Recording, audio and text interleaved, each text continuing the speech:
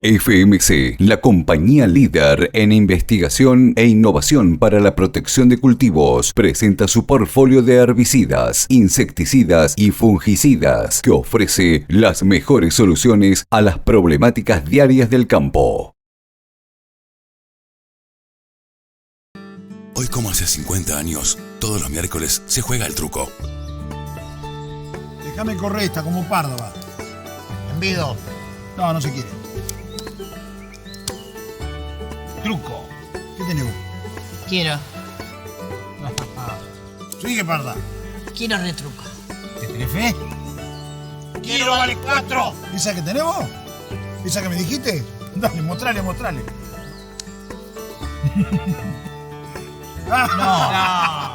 Que las grandes cosas no se corten. Prepara tus mezclas con Resospray Integrum. Permite aplicaciones sin corte de fases desde la primera hasta la última gota. Resospray Integrum. Mezclas sin cortes. En YPF Agro brindamos todas las soluciones que se ajustan a la necesidad de tu lote. Por eso te ofrecemos Suma Mix. Mezclas a medida para lograr una nutrición balanceada antes, durante y después de la siembra, para seguir potenciando tu cultivo y tu rinde. YPF Agro. Estamos en cada momento para que todo vuelva a empezar.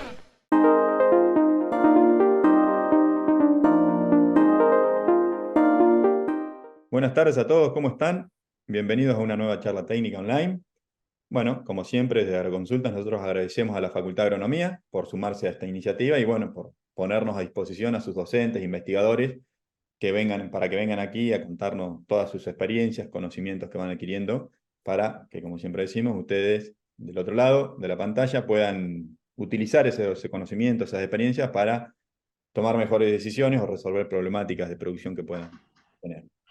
Hoy la charla se titula Manejo de plagas en soja, maíz y girasol, y para ello vamos a contar nada más ni nada menos que con alguien muy conocido en el sector por ser especialista en la temática, que es Diego Álvarez. Diego es ingeniero agrónomo egresado de esta facultad, de la Facultad de Agronomía de la Universidad de Buenos Aires, y además es docente en la Cátedra de Zoología Agrícola de la facultad. Además de todo eso, él es asesor privado y muy especializado en todo lo que tiene que ver manejos de cultivo en general y puntualmente en manejo de plagas. Así que nadie mejor que Diego para venir a contarnos todo lo que tiene y sus experiencias para ver si nos ayuda un poco a mejorar las decisiones en este año tan particular. Diego, con esta presentación te saludo. ¿Cómo estás? Buenas tardes. ¿Todo bien? Ramiro, ¿cómo estás? Como siempre, muchas gracias por la invitación a Agroconsultas Online, por tenerme siempre en cuenta y difundir estos manejos agronómicos que proponemos para los cultivos extensivos. Bueno, Diego, el gusto es nuestro. Así que yo avisar a la audiencia que, como siempre, pueden hacer consultas a Diego. No va a haber un espacio en sí de respuestas acá de manera en vivo, pero sí Diego se va a tomar el trabajo luego de responderlas por escrito. Así que las consultas que pudieran tener las pueden dejar aquí al costado de la pantalla si están en la compu, tienen un espacio para dejar comentarios, o debajo si están desde un celular también. Además, avisarles que van a poder repasar la charla de Diego las veces que necesiten en este mismo link y van a poder repasarla y revisar lo que necesiten. Así que con esto dejo a Diego, que es lo más interesante de la tarde, para que nos cuente todo lo que tiene para contar. Te veo luego, Diego. Perfecto, Ramiro, arrancamos. Bueno, como dice el título, dice manejo de insectos en cultivos extensivos, soja y maíz, y cuando yo digo la palabra manejo, lo primero que me dispara es decir, bueno, si yo no tengo las cosas medidas, si yo no tengo claro cuáles son las variables que voy a analizar, la verdad que se va a complicar realizar un manejo. Y yo creo que ese es el punto de partida. Intentar tener las variables que voy a analizar medidas para poder llevar adelante el manejo. Y cuando yo selecciono las variables de cada cultivo que yo voy a tener que restar cuando vaya a visitar los lotes, digo, bueno, ¿qué metodología de trabajo, qué metodología de muestreo voy a utilizar para obtener esas variables? Y me pareció interesante arrancar la charla con eso. Mínimamente, establecer un protocolo de muestreo de esas variables para luego llevar adelante el manejo y la toma de decisión agronómica. Y fíjense que también puse el orden de los cultivos, puse primero soja, segundo maíz, tercero girasol, y pongo soja primero porque, bueno, es una de las que mayor cantidad de adversidades concentra y continuamente se lleva la atención de los monitoreos. Fíjense que hice un resumen mínimo de cuáles serían los puntos a tener en cuenta para un buen muestreo, y aparece la palabra paño vertical.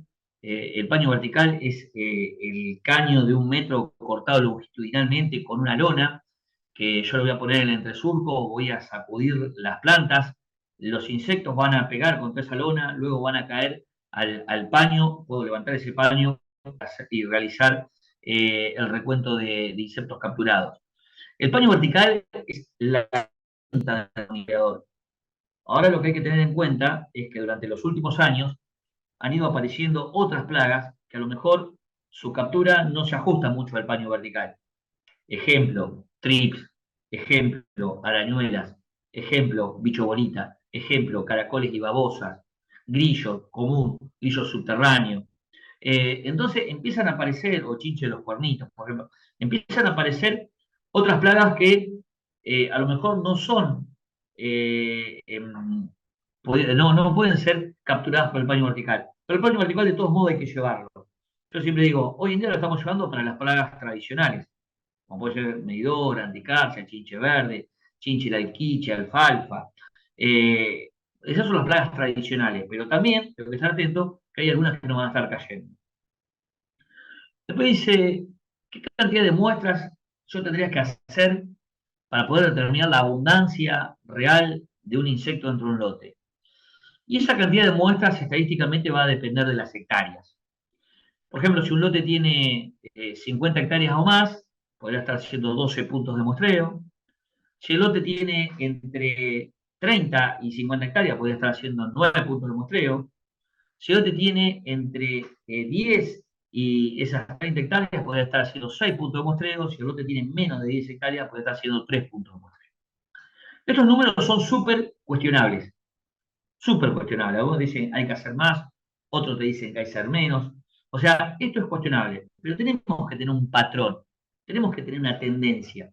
Y bueno, esa tendencia te dice que si vos traes ese lote de 50 hectáreas, podés hacer esos 12 puntos de muestreo, y es raro que algo se te escape, te salga mal, si aunque sea vos respetás esos 12 puntos de muestreo. Yo siempre digo que más allá del número de muestras, es importante la distribución de esas muestras dentro del lote. El cultivo de soja es afectado por un montón de adversidades que tienen distintos patrones de diseminación en el lote. Por ejemplo, por viento, por bordura monte, por bordura pastura, por rastrojo, por años de una labranza convencional o por años de una labranza de siembra directa. Se pueden transmitir por semilla. Puede haber un montón de variables que van a estar afectando el cultivo que tienen distintos patrones de distribución. Por lo tanto, más allá del número de muestras, es importante que también caminamos o lo recorremos al lote. Hay unas formas teóricas que dicen un lote debe ser caminado en Z, un lote tiene que ser muestreado en forma de X, un lote tiene que ser muestreado en forma oblicua, o sea, cruzando el lote de una punta a la otra. Yo siempre digo, elegí las formas que a vos te guste, la forma que vos te sientas tranquilo, pero muestrealo lote. Muchas veces van pasando los años y uno se piensa que ya está, que tiene experiencia, que la tiene clara, y la verdad que muestrea poco al lote o en una punta, o queda corto, yo llamo, se queda corto de bicho, y después termina teniendo problemas a lo mejor en la otra punta por un ataque militar, por ejemplo, en soja de segunda. Después también tenemos que tener en cuenta que los insectos pueden ser medidos por unidad de superficie. Entonces podemos decir, bueno, insectos por metro cuadrado. Y yo siempre digo, no es lo mismo muestrear un lote que está sembrado a 21, que muestrear un lote que está sembrado a 35, que un lote que está sembrado a 42, o que un lote está sembrado a 52 de distancia entre surcos. Tenemos que tener en cuenta que si yo voy, por ejemplo, a medir un metro lineal a 21 no es lo mismo que un metro lineal a 52. ¿Qué quiero decir? A medida que voy acortando la distancia entre surcos, a lo mejor los metros a muestrear tienen que ir creciendo, porque a lo mejor si yo sigo manteniendo esa unidad de muestreo de un metro lineal a 21 y yo quiero pasar esos insectos a metro cuadrado, con muy poquito bicho me estaría dando que está para aplicar. Entonces, cuando achico la distancia entre surcos, puedo aumentar los metros muestreados. A lo mejor cuando yo trabajo con distancias entre surcos mayores, puedo mostrar menos metros lineales. Vamos a poner este ejemplo. Fíjense, si un lote está sembrado a 35 y muestreo un metro lineal, me da que tengo 1,4 chinches por metro cuadrado. Si el lote está sembrado a 35 y muestreo 2 metros lineales, me da que tengo 2,8 chinches por metro cuadrado. Nosotros como protocolo pusimos, lotes que están sembrados a 38 o menos, se recomienda hacer 2 metros lineales y sumar esos datos. Si el lote está sembrado a 40 o más, muestrear 1 metro lineal. Vuelvo a repetir, es importante este dato, porque a medida que acorto la distancia entre surcos, si no aumento la superficie muestreada, con muy poquito bicho me va a dar que está para picar. Otro dato interesante es tener en cuenta las variables agronómicas que vamos a recolectar.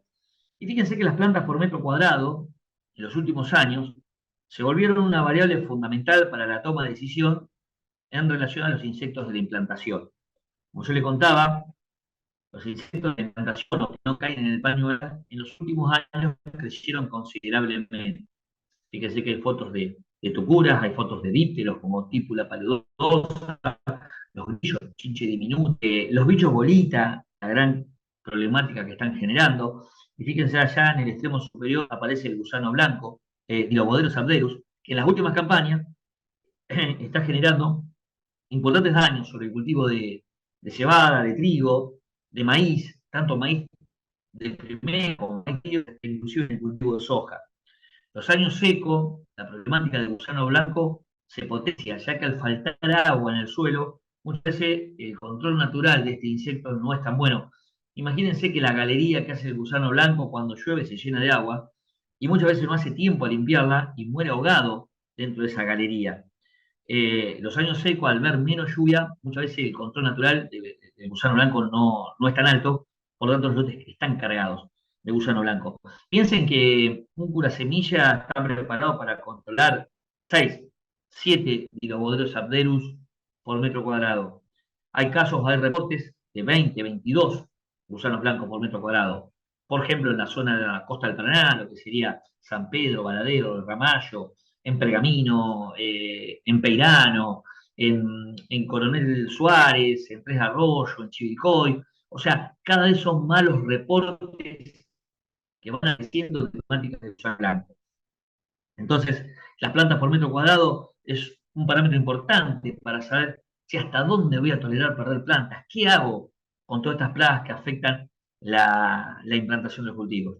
En las últimas 2 campañas intenté dar un mensaje bastante contundente en pensar que la soja tendría que ser curada con insecticida, por ejemplo, con un neonicotinoide, para tratar de mejorar la implantación y tener más cultivos, o sea, tener cultivos vigorosos desde el arranque, o tener mejor stand de plantas desde el arranque. Un ejemplo también del uso como curasemilla es para el caso de Megacelis, en todo lo que sería Chabás, Filmar, Arequito. La verdad que los ataques de ahí en ese departamento General López, en el sur de Santa Fe, los ataques de Megaceli en un B1, B2, B3 son muy importantes, son muy grandes, las depresiones que generan, generando un retraso en el desarrollo y en el crecimiento del cultivo.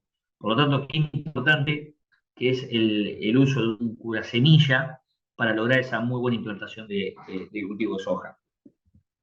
Fíjense que siempre en las charlas que doy y todo hablo, qué importante conocer la escala fenológica de Félix Cavines. No significa que vamos a tomar decisiones en función de la fenología, pero sí hay que tenerla en cuenta para el manejo del cultivo. Entender cuándo es el periodo crítico del cultivo, cuándo comienza, cuándo termina, cuándo es el momento de máxima sensibilidad. Son todos parámetros ecofisiológicos del cultivo que los vamos a estar relacionando con un determinado nivel de plaga y así iremos construyendo la toma de decisión agronómica. Otro dato interesante es la cobertura, qué cantidad de biomasa genera el cultivo que está cubriendo el suelo, y como siempre digo, eso es muy útil para el posicionamiento de insecticidas por gestión.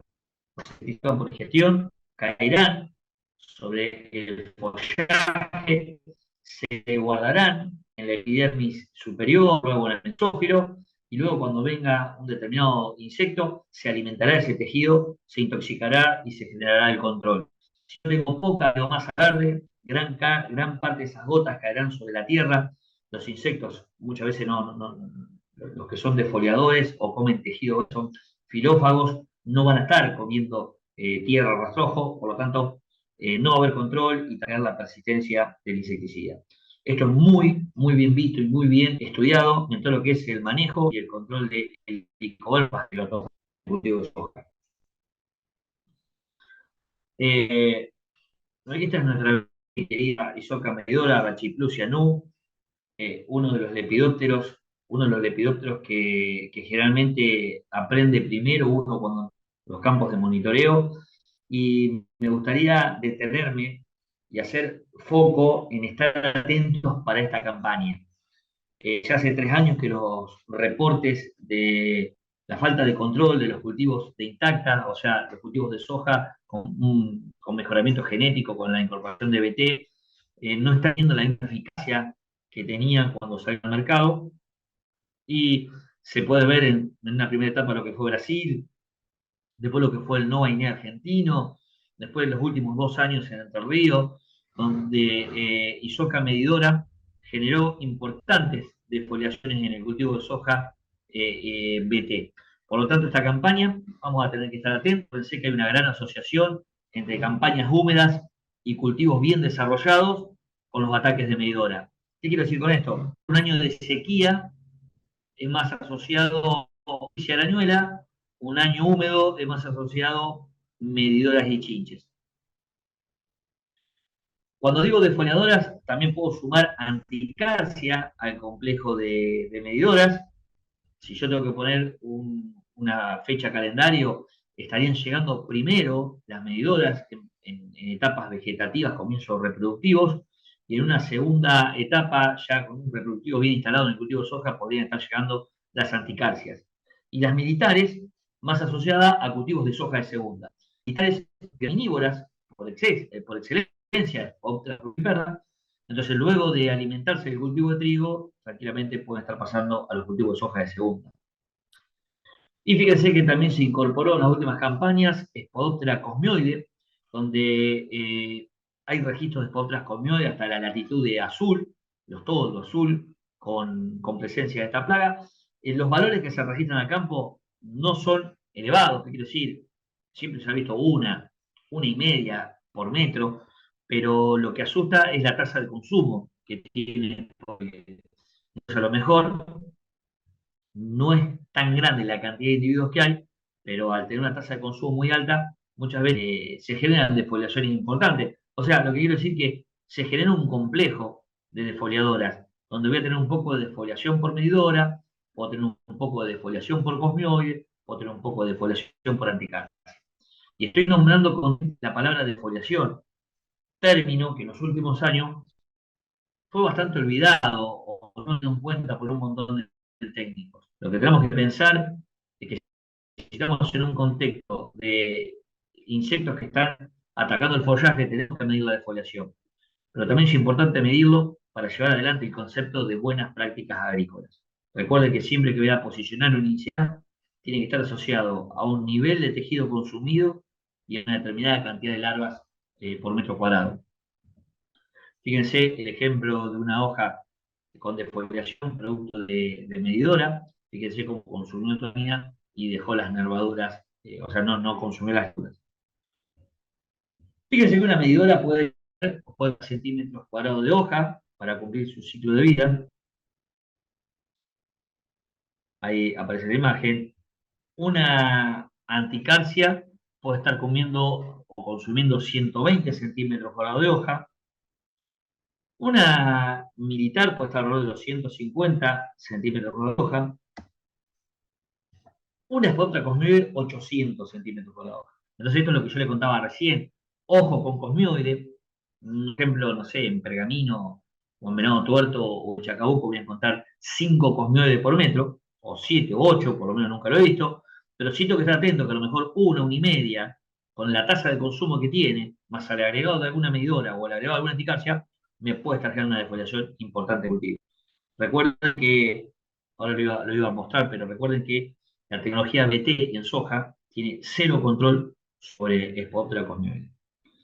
Y finalmente aparece acá abajo Isoca bolillera, Helicoverpa gelatopodon, donde el consumo de hojas no me preocupa, pero sí pero sí el Helicoverpa gelatopodon puede estar generándome daños en brotes y en granos. Cuando hay granos, fíjense que también anticarcia puede estar generando daños en granos, pero fíjense bolillera que tiene algo muy poquito de foliación, puede cortar brote y puede consumir granos.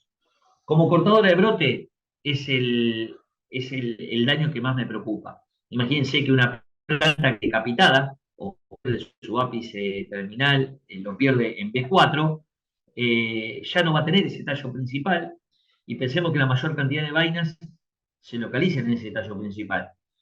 Se activan sus yemas laterales, pica la planta, pero en esas ramas no va a poner tantas vainas como que podría haber fijado si hubiese existido el tallo principal. Por eso muchas veces en noviembre o diciembre, cuando tengo cultivos de primera o de segunda que están en B3, B4, B5, ya se generan importantes pérdidas de producción debido a que desaparece el tallo principal producto de la muerte del ápice de crecimiento. Fíjense, fotos de Helicoverpa, fotos de Helicoverpa que las vamos a encontrar muchas veces en color verde, las vamos a encontrar en color marroncita. Tiene una distribución horizontal, solamente se llama agregada. Agregada significa que en esos rodales puedes encontrar 4 o 5 bolilleras por metro y caminás a lo mejor 100, 200 metros por otro lado y no encontrás bolillera o encontrás una. Entonces, esa situación es que dificulta el monitoreo. Para poder captar esa variabilidad dentro del lote, se recomienda hacer varias. Entonces, uno como que le demanda más tiempo poder definir la aplicación de un lote por bolillera.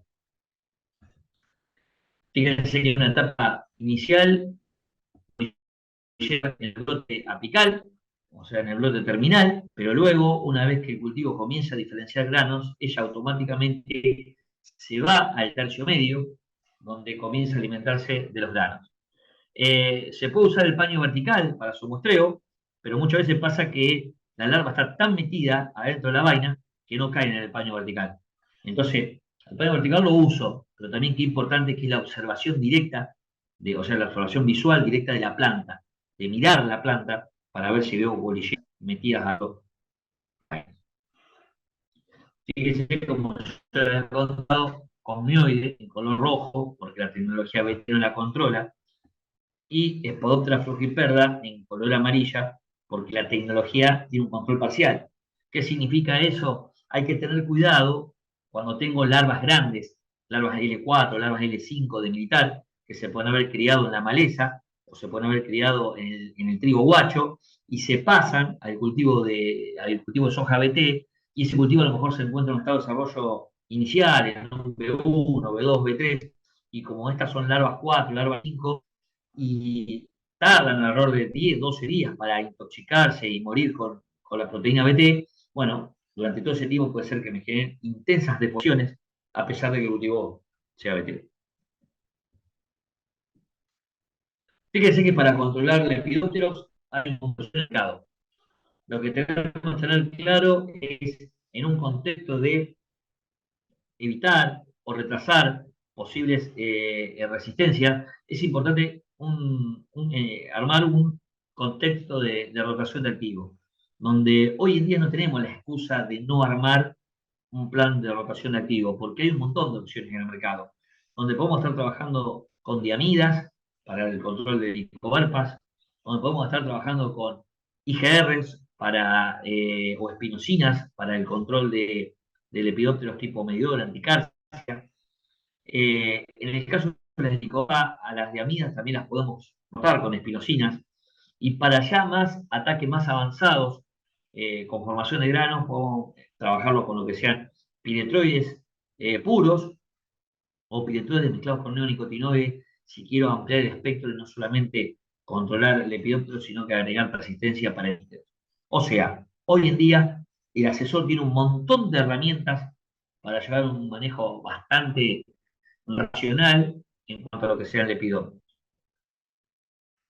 Dejando atrás el foco de lepidópteros en el cultivo de soja, pasamos a lo que son los hemípteros, las chinches. Y recuerdan que existen 4 tipos de chinches que atacan el cultivo de soja: chinche verde, chinche de alquiche, chinche de alfalfa y chinche de los cuernitos. Más allá de la especie que podemos encontrar otros lotes, me interesa que comprendamos la dinámica de estos hemípteros. La dinámica, obviamente, que asociada, la dinámica obviamente asociada a la fenología y al desarrollo del cultivo.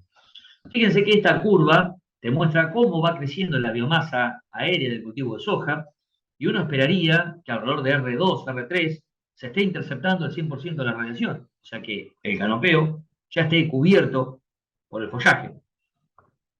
Si yo le superpongo una población de chinches, lo que podemos ver es que en los últimos años, y no, te puedo decir los últimos 6, 7 años, la cantidad de chinches temprana en el cultivo de soja se ha incrementado.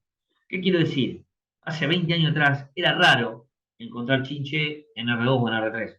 Hoy en día es bastante común ir a recorrer un lote y encontrar chinche ya en R2 o en R3. En el modo, el canopeo cerrando, como yo les contaba hoy. El canopeo paulatinamente se comienza a transformar en una práctica de la llegada del insecticida al blanco que son las chinches.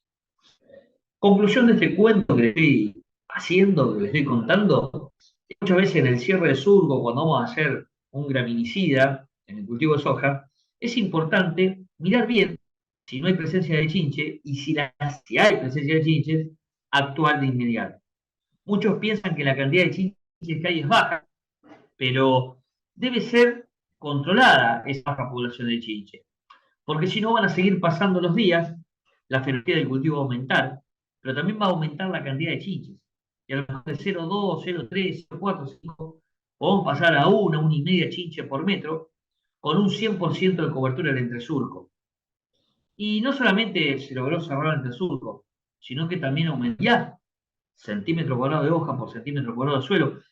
Y ahí se hace un cóctel perfecto para que el tratamiento pueda llegar a fallar. Que tengo una barrera física por parte de la hoja muy grande, y tengo una población de chinches que aumentó, y eso puede desembocar en la falta de control. Recuerden que las chinches pueden hacer 4 tipos de daño. El primero lo puede hacer en R3. O sea, cuando tengo una vaina de 5 milímetros, una chinche puede venir a 5 milímetros. El segundo daño puede ser en R4. Me pico una vaina, esa vaina queda como si fuese seca, se desprende, y bueno, ese daño lo genera, y también es llamado daño invisible. O puede ser en R5.1, punto 2, donde pico, el grano detiene el crecimiento y me queda un grano tipo morroncito. Esos 3 daños que describí, la vaina de R3 que queda pulverizada, la vaina de R4 que queda espiralada y se cae, o la vaina de R5.1, 5.2 que queda un granito tipo morrón, se llaman daños invisibles, porque en ningún análisis puede salir, o sea, va a determinarse ese daño. Porque la vaina de R3 se cae, si la R4 cae, y la semilla que tiene 3, 4, 5 milímetros, que fue picada, sale por el ventilador de la cosechadora. O sea que el único daño que muchas veces podemos ver en un análisis es el que se genera en R5.4, R5.5, R6. O sea, el daño hacia el final del ciclo de cultivo, donde yo puedo tomar una muestra, llevarla al laboratorio y me dice qué porcentaje de granos picados tengo. Ahora, como yo les contaba, en los últimos años se aumentó la cantidad de chinches tempranas, y esas chinches tempranas están generando un daño invisible que luego me termina repercutiendo en el rendimiento.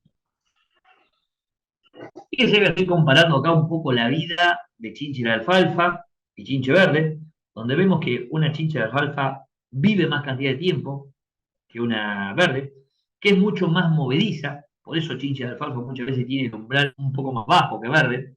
Y también lo que muestro acá es que el recorredor de campo tiene que juntar posturas, o sea, encontré huevos de chinche. Bueno, ¿de qué chinche? ¿Qué cantidad de huevos? Tiene que registrar colonias, que ya son esos huevos eclosionados, salen ninfa 1, luego pasa a ninfa 2, y son chinches que están viviendo sobre la lámina de la hoja y que todavía no están generando un daño sobre los componentes del rendimiento, se están alimentando de hojitas nada más, no están generando un daño sobre el grano de soja. Pero sí ya a partir de ninfa 4, ninfa 5 y adulto, su estilete creció y ya ahora se están alimentando de los granos de formación. Otro dato interesante es analizar el código de chinche de los fornitos. Y para entender su comportamiento, durante varias campañas se estuvo realizando los trabajos en jaulas, acá en el campo experimental en Fontezuela, donde podemos ver esas jaulas que son de 3 metros de frente por 6 de largo, con 4 repeticiones dentro de esas jaulas. Y lo que hacemos ahí es criar las chinches y evaluar distintos tratamientos químicos, pero también evaluar la dinámica de la población y su movilidad dentro del canopeo. Lo que pudimos encontrar en esas jaulas es que gran parte del tiempo la chinche Juanito vive en estratos medios abajo, o inclusive hasta abajo de los rastrojos. En un momento sale, pica y vuelve otra vez a los rastrojos. Por lo tanto, fíjense que está la imagen del paño vertical. Cuidado que hay que tener, porque el paño vertical no es tan eficiente para medir chinche de los cuernitos como lo podría ser para medir chinche verde, por ejemplo, o alfalfa. Fíjense que el 90% de la población de los chinches de los cuernitos son debajo de los trojos y solamente el 10% de la población caía en el paño vertical.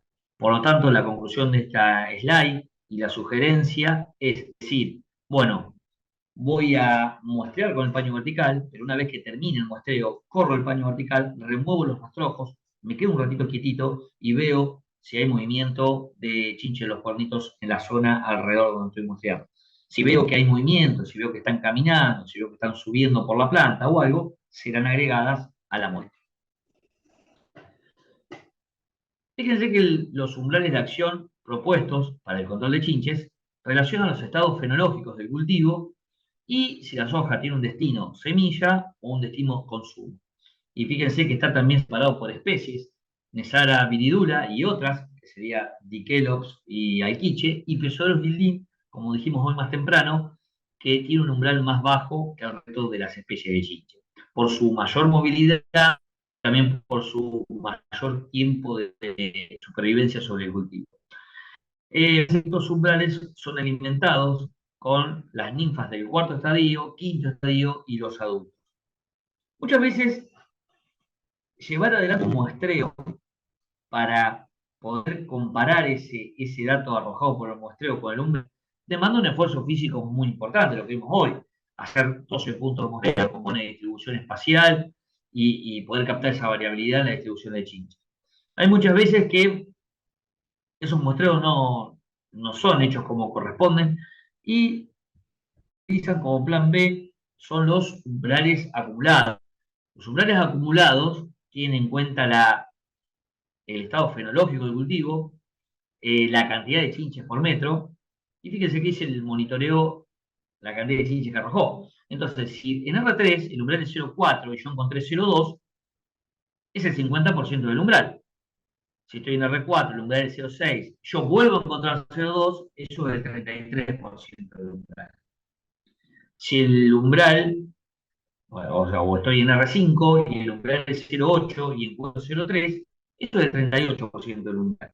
Si yo miro la foto instantánea de ese día, el lote no está para aplicar, porque tenía 0,2. Pero si yo tengo en cuenta el acumulado de chinches que vengo arrastrando, es el 100% del umbral cumplido.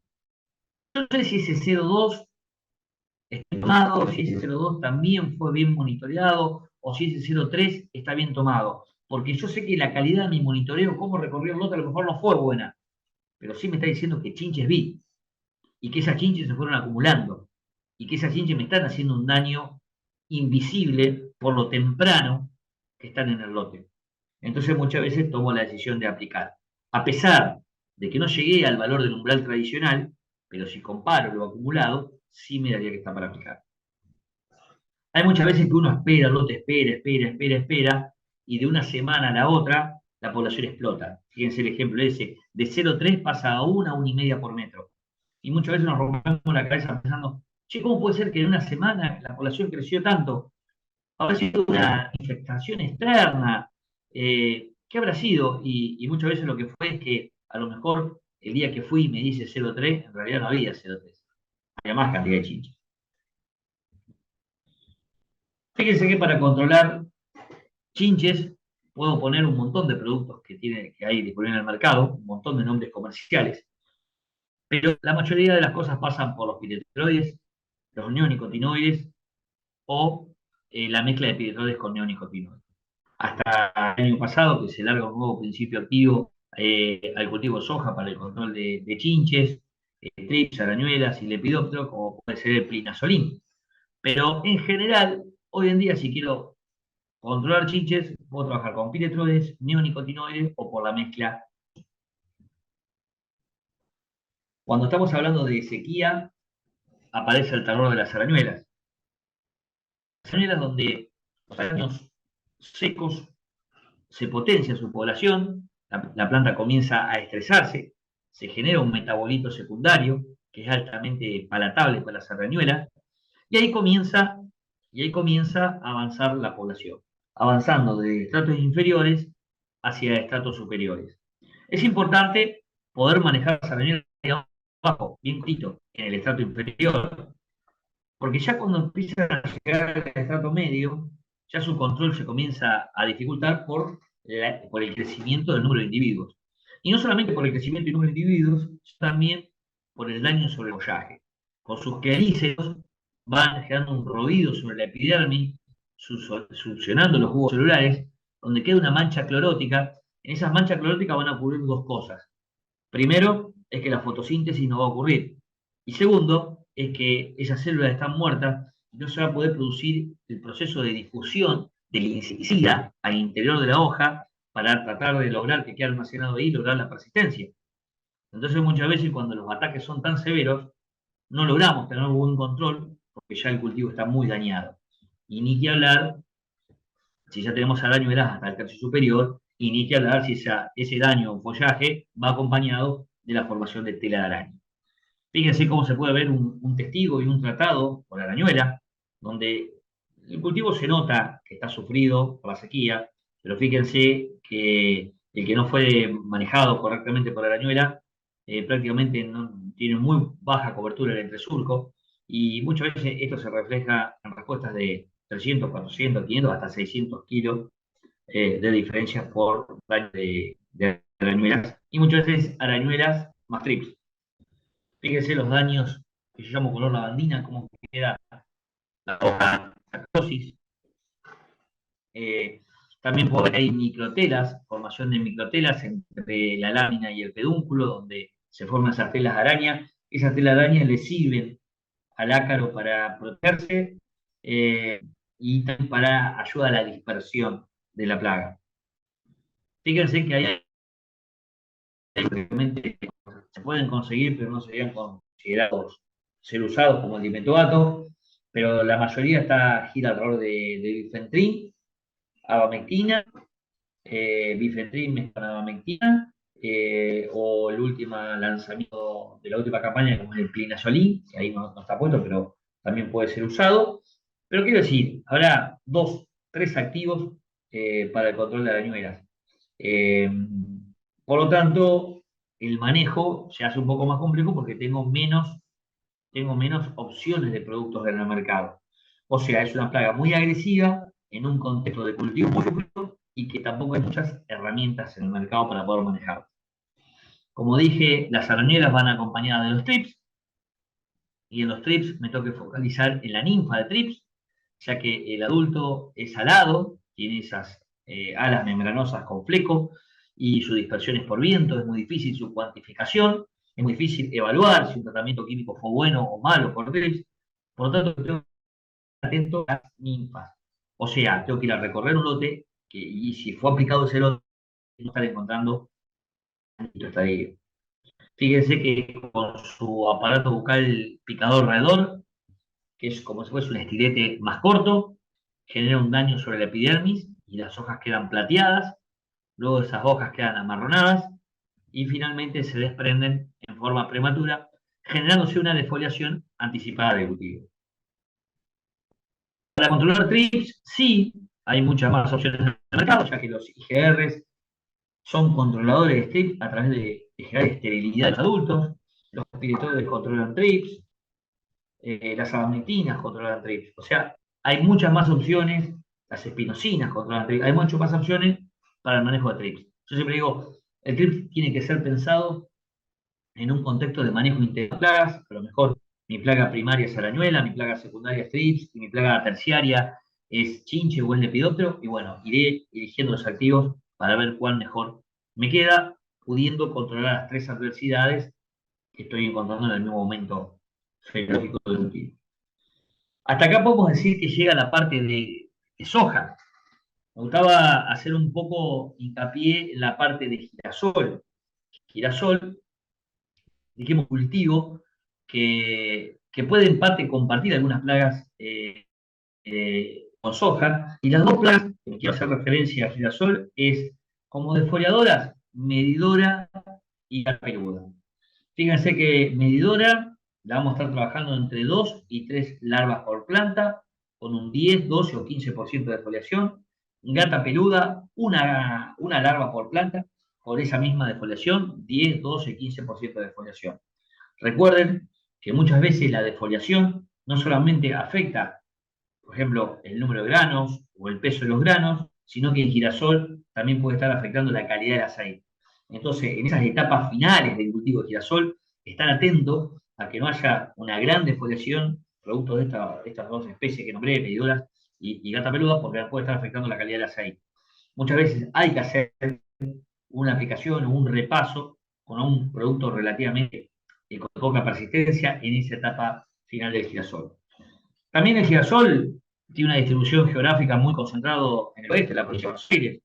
Y recordemos que el oeste de la provincia de Buenos Aires es un lugar endémico de cortadores, por lo tanto estar atento a toda la problemática de cortadores de girasol, donde ahí juega un papel muy importante el monitoreo y donde podemos estar usando a lo mejor tratamientos químicos a base de clorantranehiprole, o sea, pulverizado en la siembra del cultivo de girasol, o podemos ir a tratamientos tradicionales, como pueden llegar a ser piretroides, y piretroides pensando en formulaciones de concentrados emulsionables para poder con rastrojos pelados, o microencapsulados o principio activo en solución acuosa para cuando tenemos lotes con alta cobertura de rastrojo.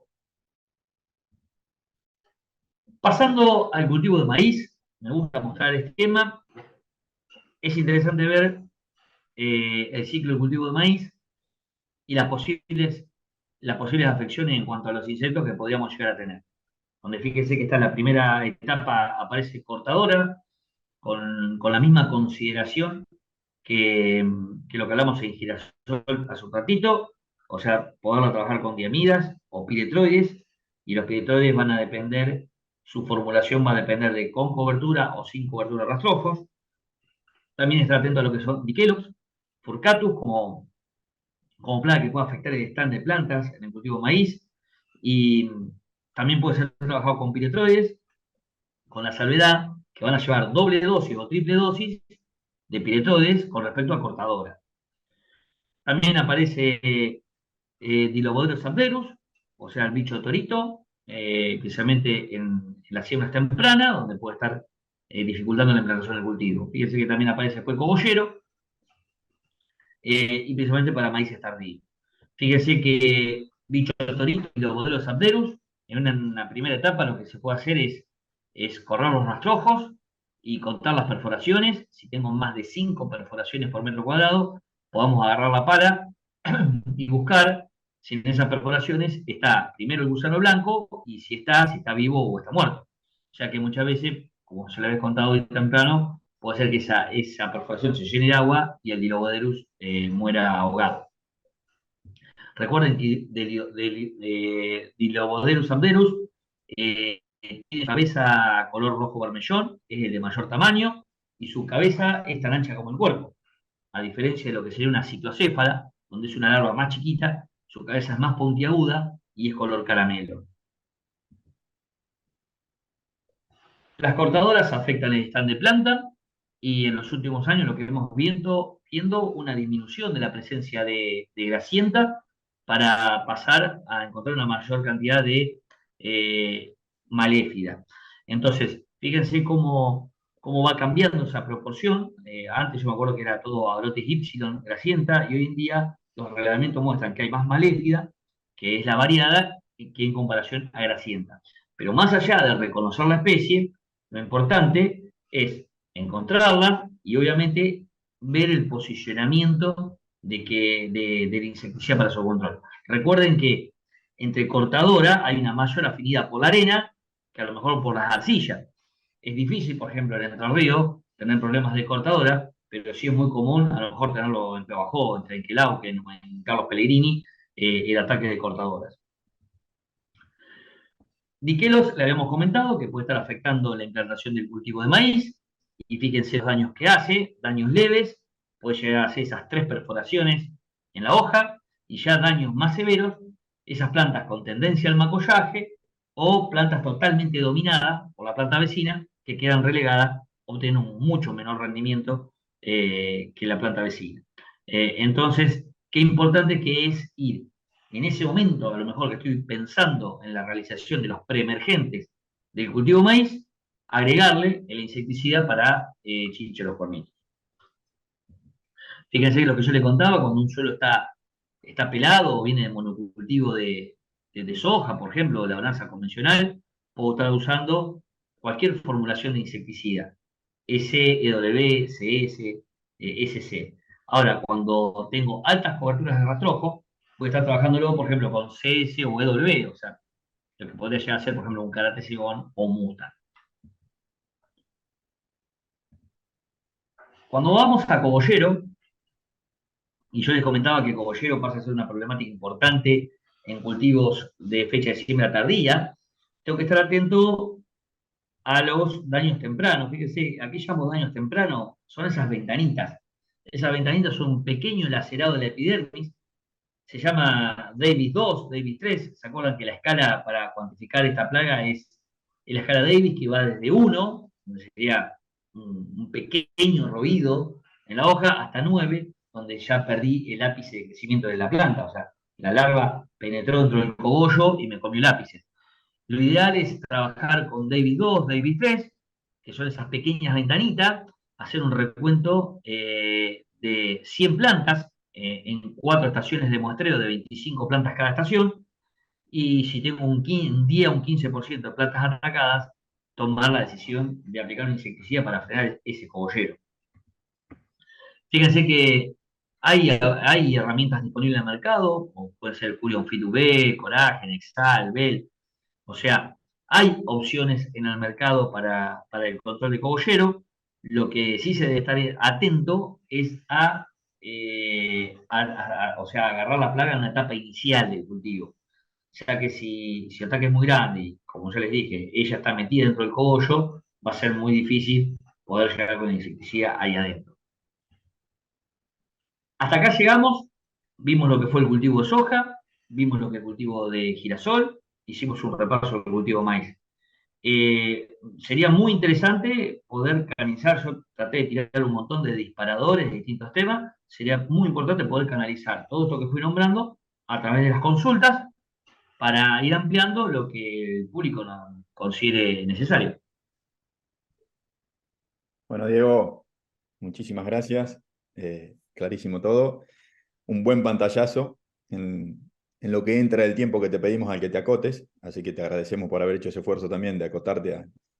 Así que de 10, yo vuelvo a agradecer a la Facultad de Agronomía también, obviamente por esta oportunidad que nos dan de contar con especialistas de tu talla para poder proponer temas y contarlos a nuestra audiencia, a la audiencia por haberse sumado, contarles a todos que se pueden volver a sumar y repasar la charla las veces que quieran aquí mismo en este link. Y bueno, más que agradecidos, Diego, tu disposición siempre a contar tus cosas y en qué andás y qué estás haciendo. Así que gracias por tu tiempo.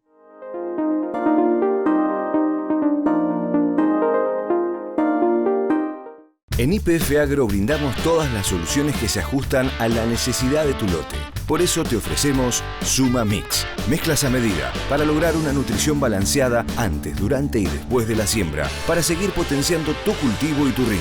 YPF Agro, estamos en cada momento, para que todo vuelva a empezar. Hoy, como hace 50 años, todos los miércoles se juega al truco. Déjame correr esta como Párdoba. Envido. No, no se quiere. Truco. ¿Qué tenés vos? Quiero. Sigue, Parda.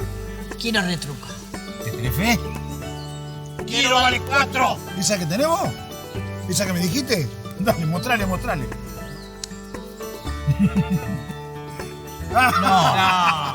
Que las grandes cosas no se corten. Prepara tus mezclas con Resospray Integrum. Permite aplicaciones sin corte de fases desde la primera hasta la última gota. Resospray Integrum. Mezclas sin cortes. FMC, la compañía líder en investigación e innovación para la protección de cultivos, presenta su portfolio de herbicidas, insecticidas y fungicidas que ofrece las mejores soluciones a las problemáticas diarias del campo.